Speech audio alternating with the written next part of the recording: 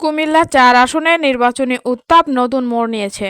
ভোটারদের ভয়ভীতি প্রদর্শন ও হুমকির অভিযোগে সাবেক এমপি মঞ্জুরুল আহসান মুন্সী এবং ট্রাক প্রতীকের প্রার্থী জসিমউদ্দিনের বিরুদ্ধে থানায় মামলা করা হয়েছে। অভিযোগকারী রাইসুল ইসলাম আকন্দ দাবি করেছেন, নির্বাচনী প্রচারণার সময় সাধারণ ভোটারদের ভয় দেখানো হয়েছে, এমনকি ঘরবাড়ি পুড়িয়ে দেওয়ার হুমকিও দেওয়া হয়েছে বলে অভিযোগে উল্লেখ করা হয়েছে।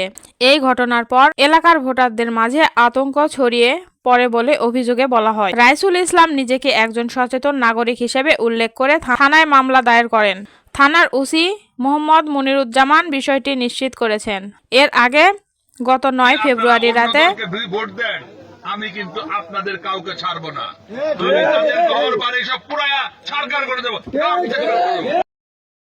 বক্সার বাজারে দেওয়া এক বক্তব্য সামাজিক যোগাযোগ মাধ্যমে ছড়িয়ে পড়ে। এই বক্তব্যকে কেন্দ্র করে বিতর্কের সৃষ্টি হয়।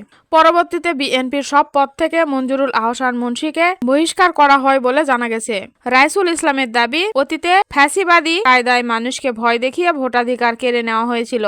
বর্তমান পরিস্থিতিতেও যদি এমন ঘটনা ঘটে তবে সাধারণ মানুষের ভোটাধিকার ক্ষুণ্ণ হতে পারে। তবে অভিযুক্তদের পক্ষ থেকে এখনো আনুষ্ঠানিক কোনো প্রতিক্রিয়া পাওয়া যায়নি। আইন শৃঙ্খলা বাহিনী জানিয়েছে, অভিযোগের বিষয়টি তদন্ত করে প্রয়োজনীয় ব্যবস্থা নেওয়া হবে।